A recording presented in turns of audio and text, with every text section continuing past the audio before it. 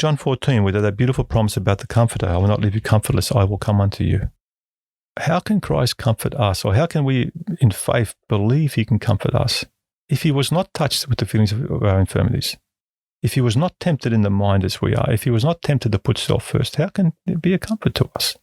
How can a mother giving birth for the first time, as much as her loving husband wants to empathise with her and help her, he can't. He's there, of course, helping her in whichever way, but he can't empathise, and she can't receive any empathy from him because he'll never give birth. He'll never understand the pain of childbirth. But her mother can.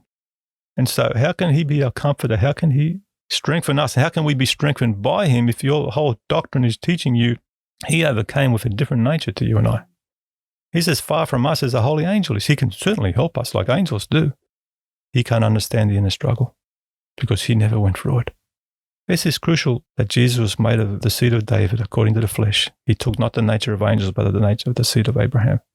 Over and over again it is stressed that we can truly have a Saviour who was tempted in all points like as we are, yet without sin.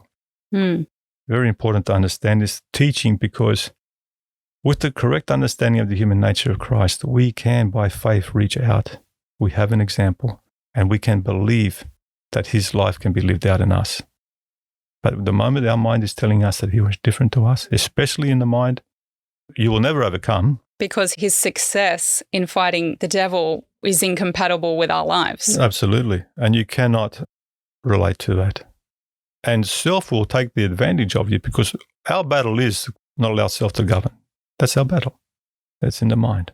And the moment a doctrine or a teaching is teaching you, the only one who ever did so because he had a different mind, well, then you've just received your answer. You cannot overcome, nor can God condemn me, because the only one who ever did condemn sin and live obedience to the law was someone who came into this world cut off from the rest of humanity.